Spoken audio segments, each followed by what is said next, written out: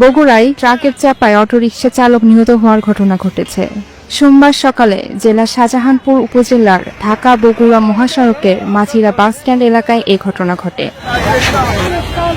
স্থানীয়রা জানান, নিহত মিরাজুল অটোরিকশা নিয়ে বগুড়ার দিকে যাচ্ছিলেন। প্রতিমধ্যে মাঝিরা বাসস্ট্যান্ড এলাকায় পৌঁছালে পিছন থেকে আসা মাটিবাহী একটি দ্রুতগামী ট্রাক তাকে সজোরে ধাক্কা দিলেই ঘটনাস্থলে মৃত্যু হয় তার। পরে পুলিশ এসে মরদেহ উদ্ধার করে শহীদ জিয়াউর রহমান মেডিকেল কলেজ হাসপাতালের মর্গে প্রেরণ করেন।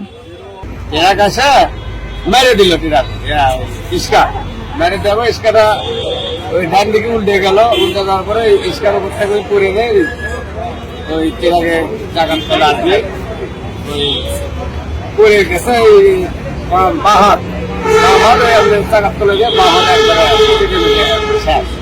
আরেক চাকা সাইড চলো দাঁড়ি খাঁচা যাওয়ার পথে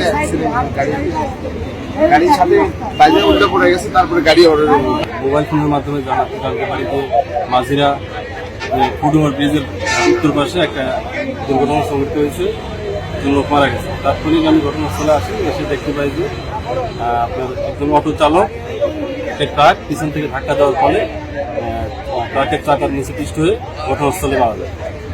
এখন আইনগত ব্যবস্থা প্রক্রিয়াতেই চলমান আছে, আর সুরক্ষা রিপোর্ট করা হয়েছে।